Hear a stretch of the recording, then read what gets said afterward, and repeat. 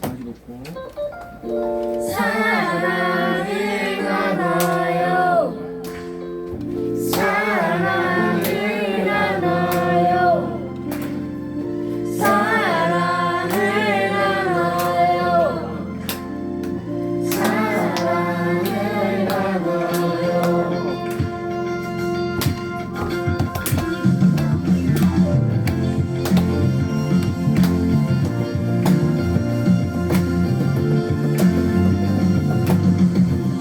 아 해봐 싫어 못 믿는 자 모두 사랑을 나눠요.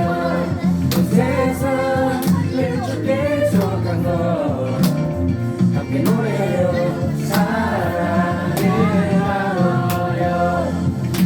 주님 밤이 안에 한들과 함께 계셔 주 사랑 온 세상에 알게 하시네. 하나로 부르시고 자유를 선포하니 진리가 온 세상을 밝게 비추네. 아름답고 놀라운 주의 사랑 사랑을 나눠요. 아름답고 놀라운 주의 사랑 사랑을 나눠요.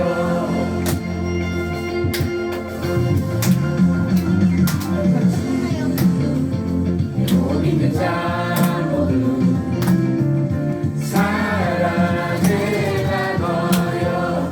온 세상 왼쪽에 속한 것 함께 노래요. 사랑을 나눠요.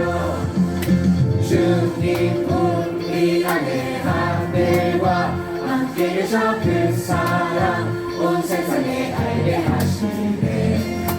하나로 부르시고 자유를 선포하니 진리가 온 세상에 밝게 비추네. 아름답고 놀라운 주의 사랑 사랑을 나눠요. 아름답고 놀라운 주의 사랑 사랑을 나눠요.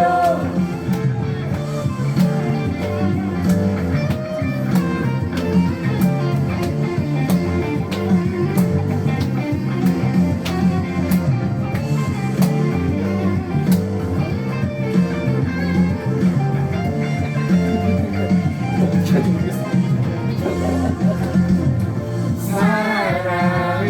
나눠요. 사랑을 나눠요. 사랑을 나눠요. 사랑을 나눠요. 사랑을 나눠요. 사랑을 나눠요. 사랑을 나눠요. 아름다운 그 사랑을 나눠요.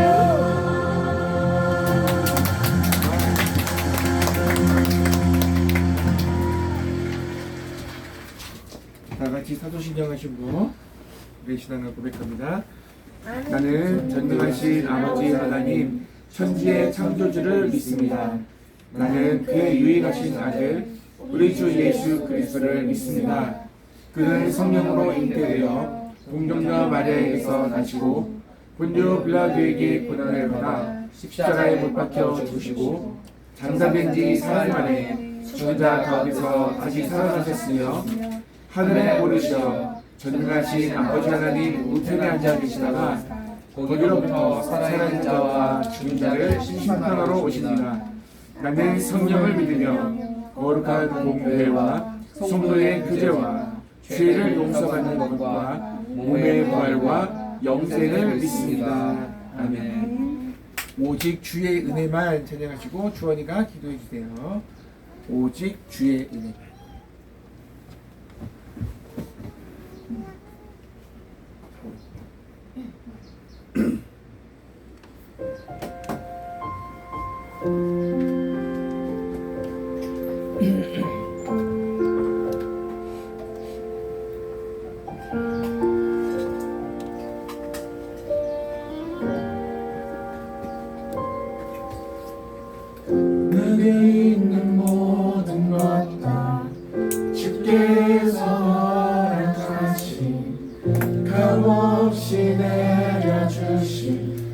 당신의 은혜인 것을 겸손하게 돌아보니 자격 없는 내 모습뿐 그것마저 사랑하신 당신의 은혜 크시더라.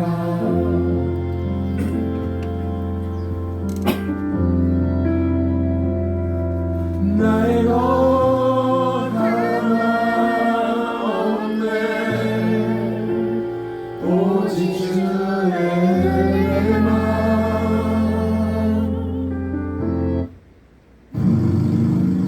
광고가 나와 왜? 가운데만 걸쳐. 왜는? 이쪽에 앉아.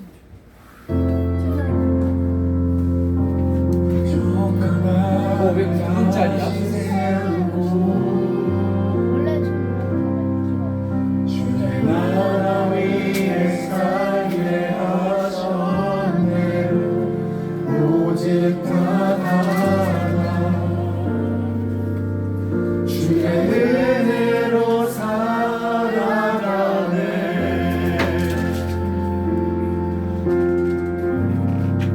주의 나라 위에 영광 위에 내 목숨도 아끼지 않으리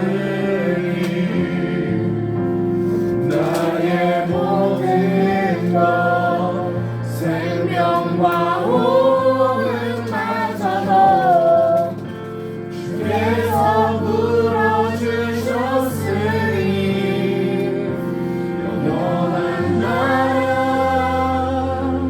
그곳을 향해 나 순례의 길을 걸어가리 모든 상황 속에서 수련한 주의 증인 되어 나를 부르신 그 뜻 따라 나아가리라.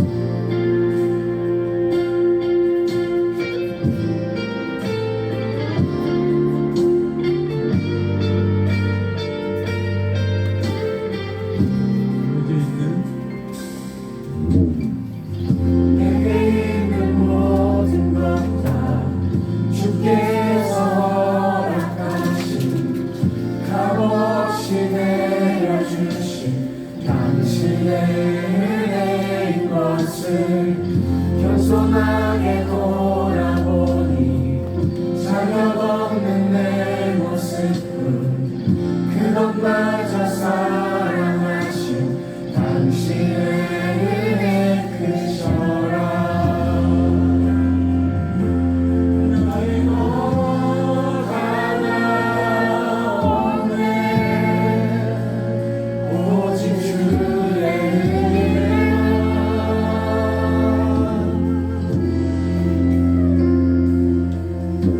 부족한 나를 다시 세우고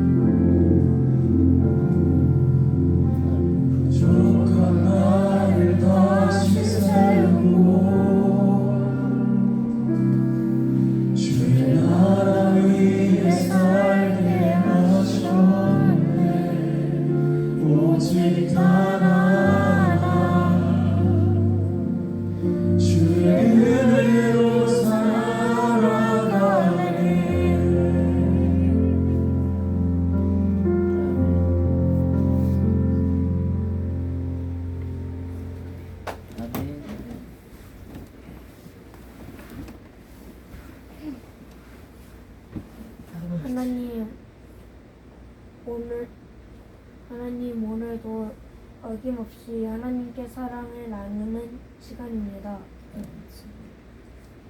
저희가 지난 한 주간도 잘 지낼 수 있게 해주셔서 감사합니다.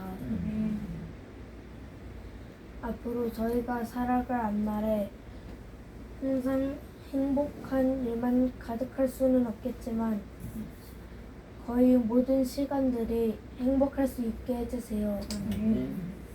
그리고 저희 가족 모두의 건강 챙겨주시고 그리고 저희 할머니께서 연세가 들어가시는데 그러심에도 오래오래 잘 행복하게 살 수 있도록 해주세요. 그리고 엄마는 이번 시험에서 떨어져서 또다시 시험 준비를 하고 계시는데 이번 시험만큼은 꼭 열심히 준비해서 꼭 합격할 수 있도록 하나님께서 인도해 주세요. 그리고 아빠께서 사회복지사 생활을 열심히 하고 계시는데 여러 노인을 만나면서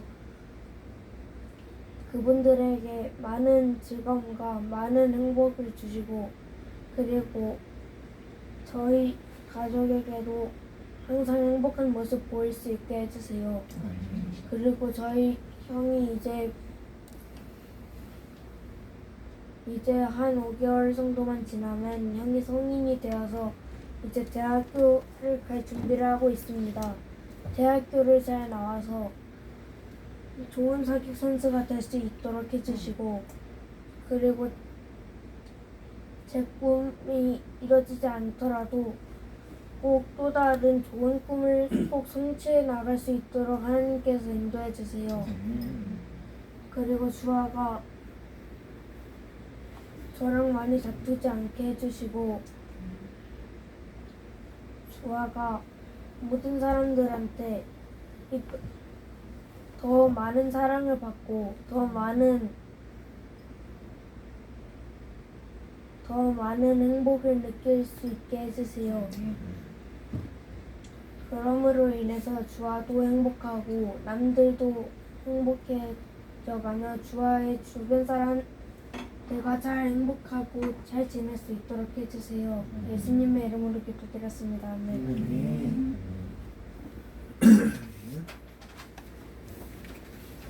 엄마를 한번 물렸어. 네? 우리 말씀 볼게요. 아니다.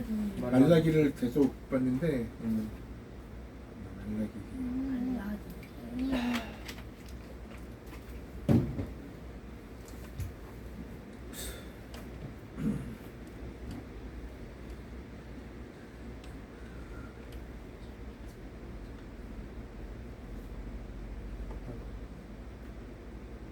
뭐야 이거?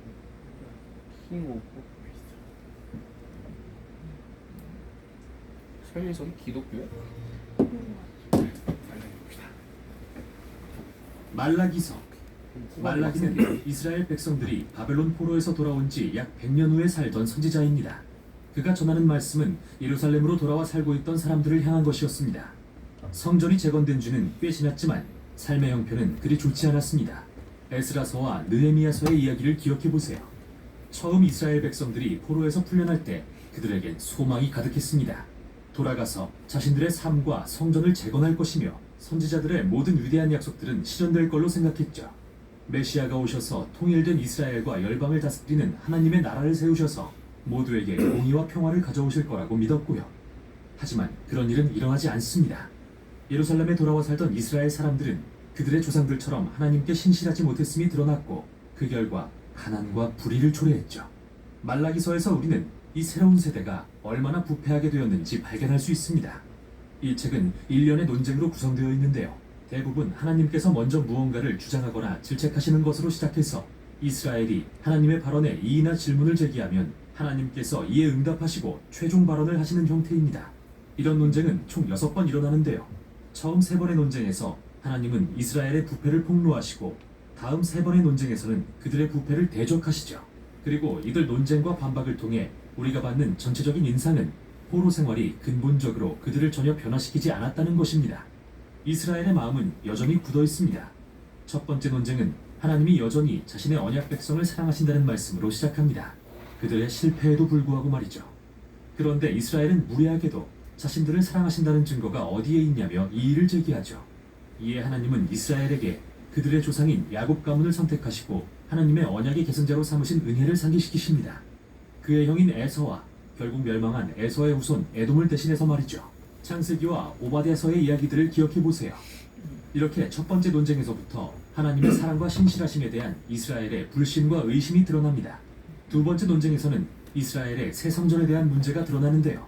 하나님께서 성전을 멸시하고 더럽힌 자들을 질책하십니다. 이에 그들이 자신들이 어떻게 주님을 멸시했냐며 대꾸하자 하나님은 그들에게 초점을 맞추어 수치스럽게도 그들이 다리 절고 병들고 흠 있는 짐승을 제물로 가져옴으로써 그들의 하나님을 무시하고 존중하지 않았다고 답하시죠. 하지만 비단 백성만이 아니라 성전을 지키는 제사장들도 문제였는데요. 그들은 이런 부패한 형태의 예배를 용인했을 뿐 아니라 자신들도 참여했습니다. 위에서부터 아래까지 하나님의 백성의 신실하지 않음이 드러났죠. 세 번째 논쟁에서 하나님은 그분과 자신들의 아내를 배반한 이스라엘 남자들을 꾸짖으십니다. 물론 그들은 부인하죠. 또한 하나님은 우상 숭배와 이혼의 결합으로 인해 일어나고 있는 죄악도 드러내십니다. 당시 이스라엘 남자들은 이방 여인들과 결혼하고 그녀들이 섬기던 이방 신들을 가정에 받아들였죠. 느헤미야 13장의 이야기를 기억해 보세요. 말라기는 이 문제를 아무 이유 없이 이혼하는 남자들이 급증하는 것과 연결합니다. 사람들은 모두 괜찮다고 하지만 말라기는 아니라고 말합니다. 그건 하나님과의 언약을 배신하는 거라면서요. 이제 말라기는 이스라엘의 불순종에 대적하는 논쟁 부분으로 전환합니다. 네 번째 논쟁은 이스라엘 사람들이 하나님의 무관심을 비난하고 공의의 하나님이 어디 계시느냐고 묻는 것으로 시작합니다. 그들은 불의와 부패가 성행하는데 하나님은 아무것도 하지 않으신다고 생각한 거죠. 이에 하나님은 다시 임하실 여호와의 날을 위해 그분의 백성을 준비시킬 주의 사자를 보내실 거라고 대답하십니다.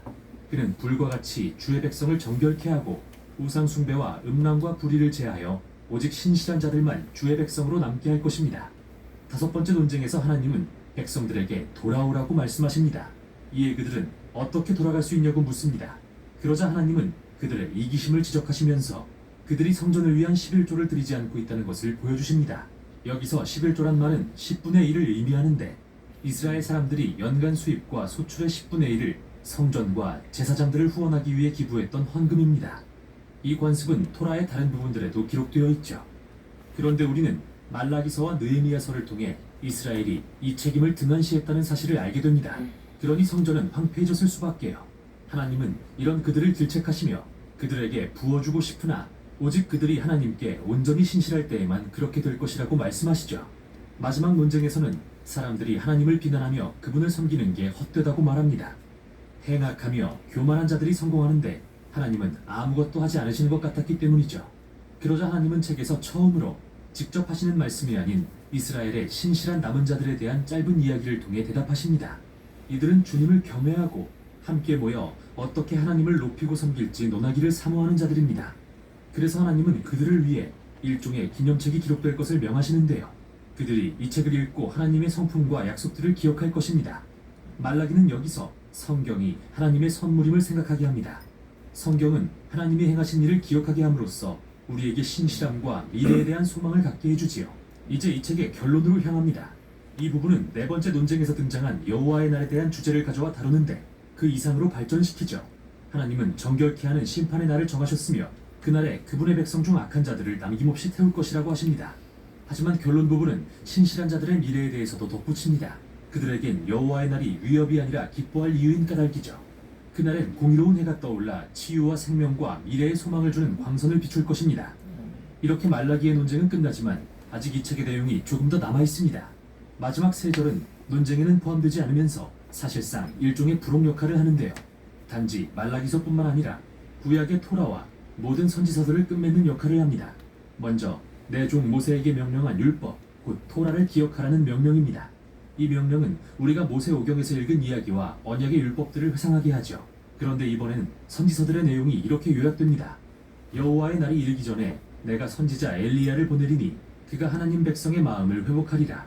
이 결론은 토라와 선지서들을 미래를 가리켜주는 하나의 이야기로 요약합니다. 이스라엘은 하나님께 구원받았으나 불순종과 굳은 마음으로 그분을 배신하고 토라의 법을 어겼습니다. 그러나 성경은 미래의 어느 날 하나님이 새로운 선지자 모세 그리고 하나님의 백성을 회복하고 그들의 굳은 마음을 치유하실 새로운 엘리야를 보내실 것이라고 합니다. 신명기와 예레미야서 에스겔서의 모든 약속들을 기억해 보세요. 이 끝맺는 부록은 성경을 우리가 읽고 묵상하고 붙들고 기도해야 할 하나님의 선물로 소개합니다. 성경은 인간의 본성과 우리의 이기심, 그리고 우리의 죄에 대한 진실을 이야기하지만 하나님의 약속 또한 선포합니다. 언젠가 그분은 사자를 보내신 후 직접 오셔서 악을 대적하고 그분의 백성을 회복하며 공의로 치유하실 것입니다. 이것이 바로 말라기와 토라, 그리고 모든 선지서가 전하는 미래의 소망입니다.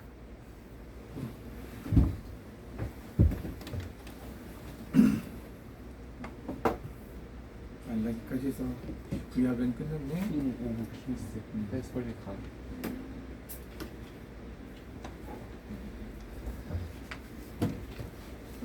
자, 하나님의 말씀은 마태복음 4장 18절에서 22절 5절입니다. 남자분, 여자분 이렇게 돌아가면서 읽고 마지막 같이 읽습니다. 남자 먼저. 예수님은 갈릴리 바닷가를 건너시다가 바다에 그물을 던지고 있는 어부들을 보셨다. 그들은 베드로라는 시몬과 그의 형제 안드레였다. 예수님이 그들에게 나를 따라오너라. 너희를 사람 낚는 어부가 되게 하겠다 하고 말씀하셨다. 그들은 곧 그물을 버려두고 예수님을 따랐다. 예수님은 거기서 좀 더 가시다가 다른 두 형제 야고보와 요한이 아버지 세베대와 함께 배에서 그물을 손질하시는 것을 보시고 그들도 부르셨다. 그러자 그들은 아버지를 배에 남겨두고 즉시 예수님을 따랐다. 오늘 말씀을 딱 내용을 보니까 어때요? 예수님이 갈릴리 바닷가에 거닐다가 어부들을 발견하고 나를 따라라 했는데 그들이 즉시 예수님을 따랐대. 그물을 버려두고 아버지를 버려두고 배를 버려두고 예수님을 따랐다. 어때요 느낌이? 그만큼 예수님을 반가워한다. 이 제자들은 지금 예수님을 처음 보는 게 아니죠. 여기 베드로 빼고 안드레, 야고보, 요한은 요한의 제자이기도 했어요. 예수님이 요단강에서 세례를 받을 때 그때 있었던 요한의 제자들이에요. 그리고 그들은 예수님을 따라서 성전에 갔을 때 성전을 청결하게 할 때 성전을 청결케 하시는 예수님 그때 함께 있었어요. 그리고 거기서부터 고향이 예루살렘 유대 땅에 있다가 다시 갈릴리로 올라갈 때 함께 올라가다가 예수님이 약속이 있었거든. 가나 혼인잔치에 같이 갔던 제자들이기도 해요. 베드로 안드레보다. 그러니까 오랜 시간을 짧지만 짧다고 생각할 수도 있지만 예수님의 공생애가 시작하기 전에도 만났고 근데 공생애가 시작하기 전에 가나 혼인잔치까지 가나 혼인잔치 뭔지 알아요? 물이 포도주로 만든 사건을 목격한 제자들이에요. 그리고 이제 뿔뿔이 자기 집으로 가서 지내고 있는데 예수님이 갑자기 갈릴리 바다를 나타나신 거죠. 구면이죠. 처음 보는 게 아니에요. 근데 예수님이 말씀하시는 거야. 나를 따르라. 나를 따르라.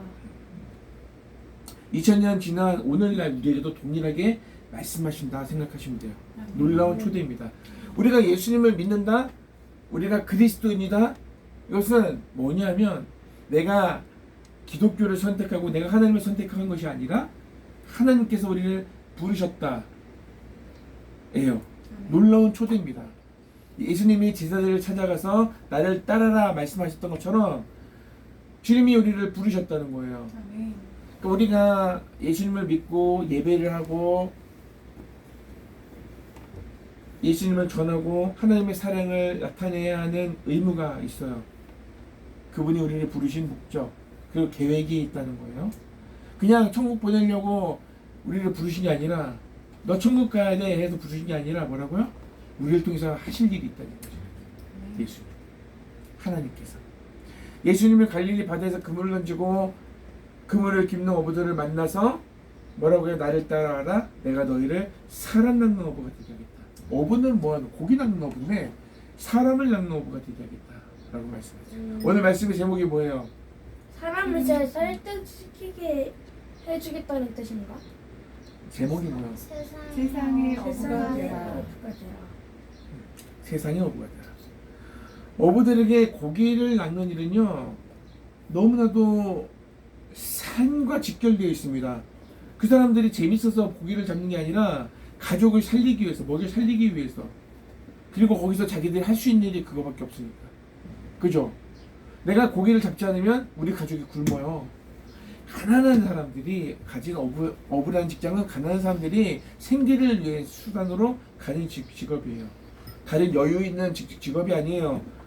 그날 어부가 고기를 못 잡으면 좀 남겨둔 거 있는 거 먹고 그런 지금처럼 뭐 은행이 있어가지고 그런 시대가 아니었단 말이죠. 그런데 익숙한 안정적인 수입이 보장된 이 직업을 버려두고 예수님을 따르는 것이 쉬울까? 어렵죠. 익숙한 것에 우리는 젖어 있죠. 근데 엄청난 모험인 거예요. 예수님을 따르는 것은 저분이 우리 가족을 먹여 살릴 수 있어? 계산이 들어가게 돼 있어요. 우리 삶에. 저분을 따르면 나에게 어떤 유익이 있을까? 우리 가족이 먹을 수 있을까? 먹고 살 수 있을까?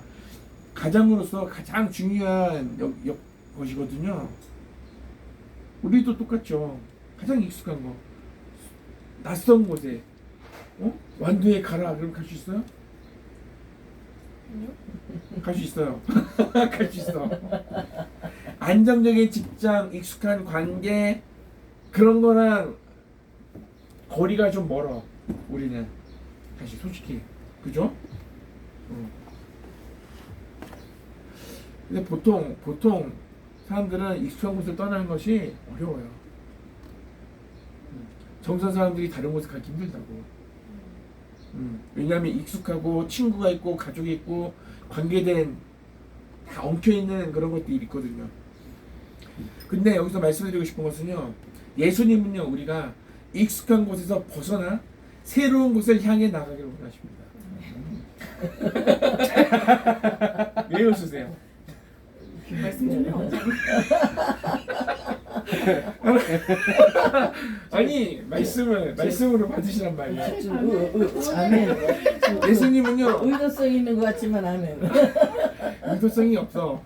예수님은요 익숙한 곳을 벗어나 새로운 곳으로 나가는 것을 원하세요. 그렇지 마세요. 아빠 노래는데 이거? 노래 같은데 이거? 아니 이게 좀 일치되는 부분이 있는 거지. 엄마 우는 제 얘기가 아니고 엄마 울어요. 자, 엄마가 울고 있습니다. 우리가 당연하게 여기는 것들을 내려놓을 때, 비로소 하나님의 놀라운 계획이 새로운 걸 또 경험할 수 있는 익숙한 곳에 있으면 새로운 곳에 가면 우리가 하나님의 또 새로운 손길을 경험할 수 있다. 아멘. 아멘. 아멘. 엄마가 왜 우는지 모르겠습니다. 진짜 완전 예쁜데. 한번 생각해 보세요, 여러분. 여러분들이 예수님을 따르기 위해서 익숙한 것을 버려야 된다면 여러분들에게 익숙한 건 뭘까? 그것은 내 생각이 될 수도 있어요. 여기 아니 원주 이런 그게 아니라 내 꿈이 될 수도 있어요. 주원이가 아까 기도를 하는데 내가 속으로 딱 했을 싶은 게 원주에 안 가면 그 의료고등학교 못 가잖아. 근데 그걸 기도하는 거야. 그걸 하지 못하더라도 하면서 기도를 하는 거야. 새로운 다른 것을 꿈꿀 수 있는 거야. 근데 우리가 지금까지 내가 이렇게 해야겠다라고 가지고 있던 게 꼭 그것을 해야만이 되는 건 아니라고. 우리에게 익숙한 것은 무엇이고 그것을 버릴 때 말씀으로만 잘 듣기를 바래. 우리가 정선도 왔어요. 네, 정선도 왔잖아, 그지? 오늘 말씀에서 두 가지예요. 예수님이 우리를 초청하신 장면, 나를 따르라.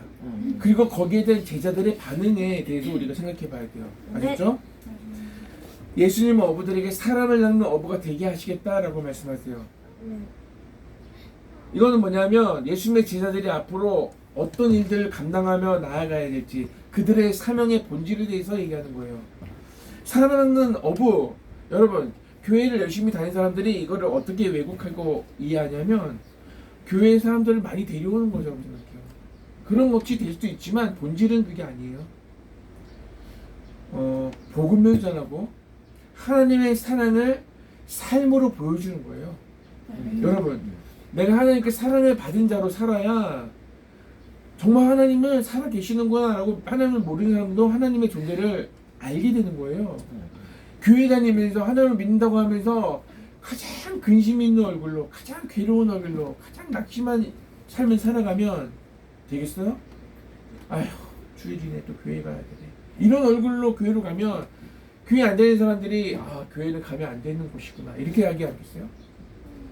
교회 가면 하나님의 사랑을 누리고 하나님의 사랑을 받은 자들은 이런 사람들이구나가 아니라 나는 교회 가면 안 되겠다, 끔찍하다 이런 생각을 하면 이게 하나님의 사랑을 받은 자로서의 삶이겠어요?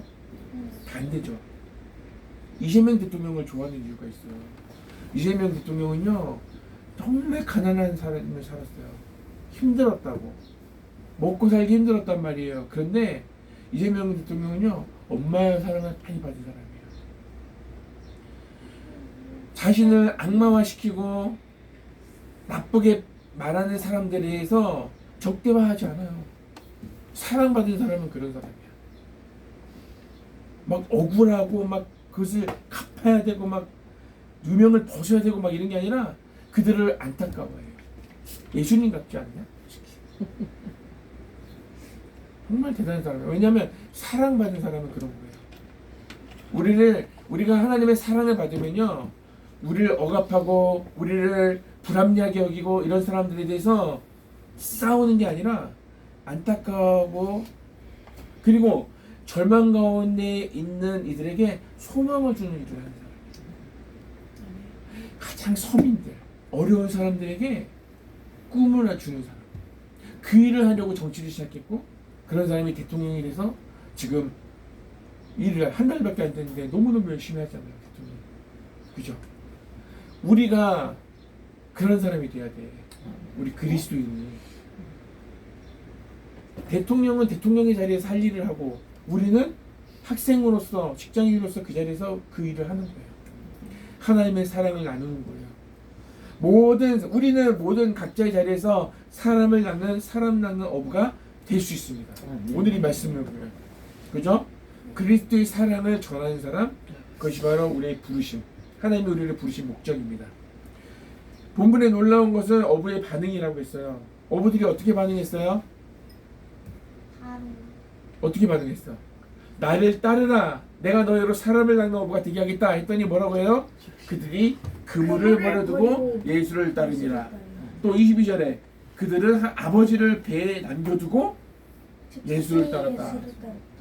아버지를 배에다 남겨놓고 예수를 따랐대요. 아빠? 아빠도 같이 고기를 잡고 있었나 봐. 그 아빠도 데려. 놀랍죠. 아빠도 따라가는데 아빠가 오늘 성경에는 그렇게 적혀 있어요. 쟤네들이 어떻게 반응해요? 예수님에 대해서 잘 알지 못했어요. 예수님을 경험한 적이 별로 없어. 조금 경험했지. 그러나 확신이 있었죠. 이 사람을 따라가면, 이 예수라는 사람을 따라가면 뭔가 내 삶의 가치가 달라지겠다. 내가 다른 어떤 큰 일을 할 수 있겠다. 라는 확신이 있었기 때문에 예수님을 따른 거예요. 여러분, 우리가 예수님을 믿는다고 하면서 이런 확신 없이 눈치 보면서 계산하면서 예수님을 따르면 결국은 예수님을 버릴 수밖에 없어요. 아니지. 예수님이 우리를 붙들기 때문에 그런 일이 일어나지 않겠지. 하지만 그렇지만 오늘 이 말씀을 기억해야 돼. 아셨죠? 나를 따라와라. 우리의 삶을 의미 없는 일상에서 벗어나 영혼의 가치 있는 그런 의미 있는 삶을 살아라. 하나님의 초대예요. 초청입니다. 거기에 우리가 아멘 하고 따르는 거예요. 그리스도인의 삶은 그런 거예요. 세상의 어부가 돼서 영혼을 구원한 일에 동참해야 돼. 같이 주부를 나누고 교회를 알리고 이런 것보다 더 본질적인 것이 뭐라고요? 내가 하나님의 사랑을 받은 자로서 삶을 살아야 돼요. 나누고 베풀고 손해보더라도 억울한 일이 있어도 주님이랑 함께 하신다는 확신 가운데서 우리가 기쁘고 감사함으로 살아야 돼요. 어떤 환경과 어떤 여건 속에서. 아멘. 그럴 수 네. 있습니까? 네. 주아가, 주빈이가 어려움에 처할 수 있어요. 지금 엄마 아빠의 보호 아래 있지만 그것을 벗어나서 어려움을 경험할 수 있어요. 그때 누가 떠올라야 돼? 나와 함께 하셔야 돼요. 이 환경을, 이 상황을 나에게 허락하신 하나님, 내가 하나님이 나에게 어떤 것을 기대하시는지를 묻고 그렇게 그리스도인답게 반응할 준비가 돼 있어야 돼요. 하나님을 사랑해야 돼.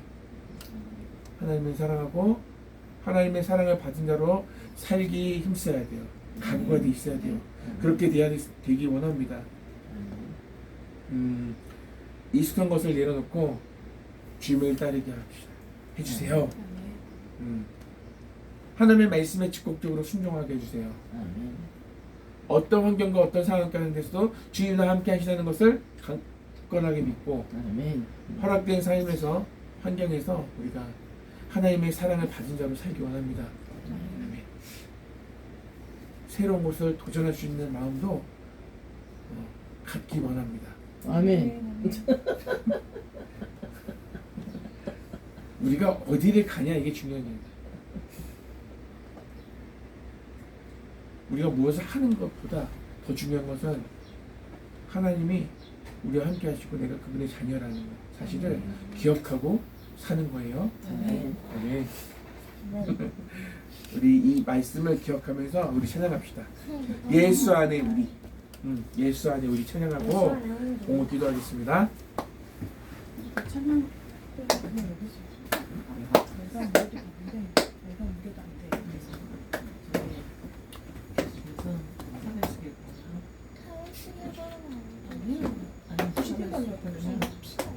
후식을 바르고 차례스리를 바르면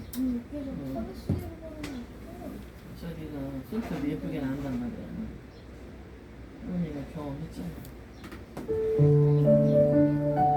그거는 이제 차례스리 바르고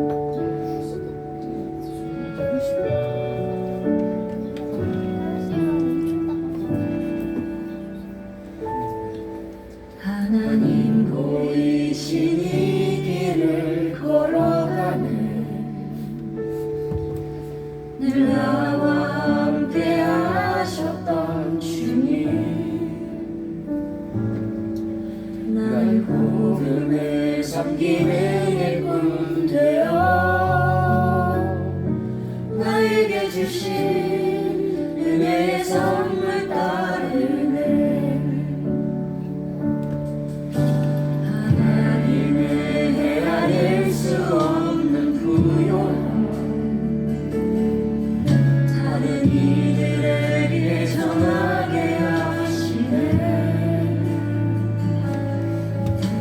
예수 안에 우리 한 몸이 되어 약속을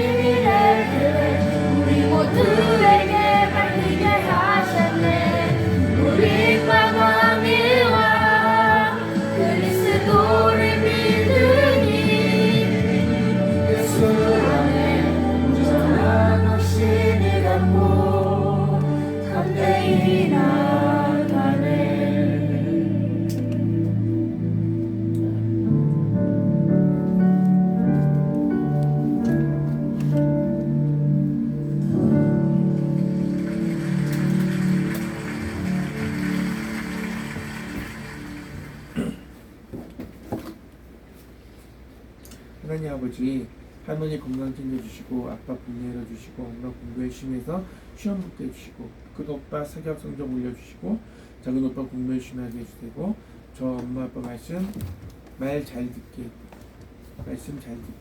해주세요. 하나님 오늘은 하나님께 사랑을 고백하는 주일입니다. 오늘 즐거운 하루 되게 해주세요. 지난 한 주 잘 지내게 해주셔서 감사합니다. 은혜의 주님 오늘도 은혜 안에 살게 하시니 감사합니다. 당신 안에서 참 평안과 행복을 누리며 기쁨으로 살게 하시고 부족하고 모자란 마음과 상처 가득한 심정을 이제는 회복의 길로 인도하소서. 건강하고 복된 하루하루를 당신의 섭리하심과 우리를 향한 큰 뜻을 발견하는 것으로 채워가게 하소서. 새로운 꿈을 품게 하신 아버지께서 분명 이뤄가게 하실 것을 믿습니다. 모든 일에 할렐루야. 연일 36도 폭염 속에서도 저와 자녀손들 모두 건강하게 한 주간도 지켜주셔서 감사합니다. 이어지는 삼복더기로 건강하게 잘 이겨내도록 지켜주실 줄 믿습니다. 이어지는 삼복더위도 오늘의 예배 중에 주의 은혜로 감사가 넘치게 하시고 저희 가정의 행복을 정하신 뜻대로 인도하여 주소서. 행복. 저희 가정의 행복을 정하신 뜻대로 인도하여 주소서. 하나님 아버지 감사합니다. 이번 달 안에 있을 전주훈련에서 제가 얻는 것이 있게 해주세요. 그로 인해 제가 성공할 수 있는 기반이 되게 해주세요. 저희 가족이 건강하게 해주세요. 오늘 말씀 전하시는 문태현 전사님 보내려 주시고 저희가 오늘 말씀 통해 은혜 받게 해주세요. 사랑하는 아버지 하나님 감사합니다. 우리가 교회 가족의 건강과 재정을 책임져 주시니 감사합니다. 주님을 향한 열심과 성실이 넘치는 가정 되기 원합니다. 함께 하시는 주님께 날마다 감사하고 찬양하는 공동체로 세워주셔서 하나님 아버지 감사합니다. 무더위 속에서도 건강 잃지 않도록 지켜주셔서 감사합니다. 주의 사랑을 나누기 원합니다. 주의 사랑 받은 만큼 그 사랑을 전하는 자리에 서기 원합니다. 하나님 주님 우리를 부르셨고 귀한 소명 주셨는데 멈춰있는 것이 아니라 날마다 사랑받은 자로 살게 하시고 그 사랑을 나눌 때 그 사랑받는 자들이 하나님을 바라보며 소망을 갖고 그렇게 행복한 삶을 연애할 수 있도록 주님 인도해 주세요. 우리를 부르신 주님의 그 뜻 안에서 기쁨 가운데 살아가시기를 간절히 소망합니다. 오늘도 봉헌한 예물이 귀한 하나님의 영광에서 아름답게 사용되어 지기 원하고 또 드린 손길을 복되게 하셔서 우리가 더 많이 더 힘있게 주의 일을 힘쓸 수 있는 그런 손길들이 다 될 수 있도록 주님 복되게 복내해 주시기를 원합니다. 어디에서 무엇이든지 주의 영광이 되기 원합니다. 주의 찬송이 되기 원합니다. 언제나 주님을 사랑하는 마음 변치 않게 하시고 더 큰 뜻을 가지고 허락하신 상황에 머물지 않고 늘 함께 하시는 주님을 바라보며 도전하며 살아가는 저희 가정 되게 해주세요. 우리에게 꿈을 주셔서 감사합니다. 늘 주님이 함께 하심을 경험하는 우리 가정이 되기를 원합니다. 오늘도 함께 하실 주님을 기대하며 예수님의 이름으로 감사하며 기도합니다. 아멘. 하늘에 계신 우리 아버지의 이름을 거룩하게 하시며 아버지의 나라가 오게 하시며 아버지의 뜻이 하늘에서와 같이 땅에서도 이루어지게 하소서. 오늘 우리에게 일용할 양식을 주시고 우리가 우리에게 잘못한 사람을 용서하여 준 것 같이 우리 죄를 용서하여 주시고 우리를 시험에 빠지지 않게 하시고 악에서 구하소서. 나라와 권능과 영광이 영원히 아버지의 것입니다. 아멘.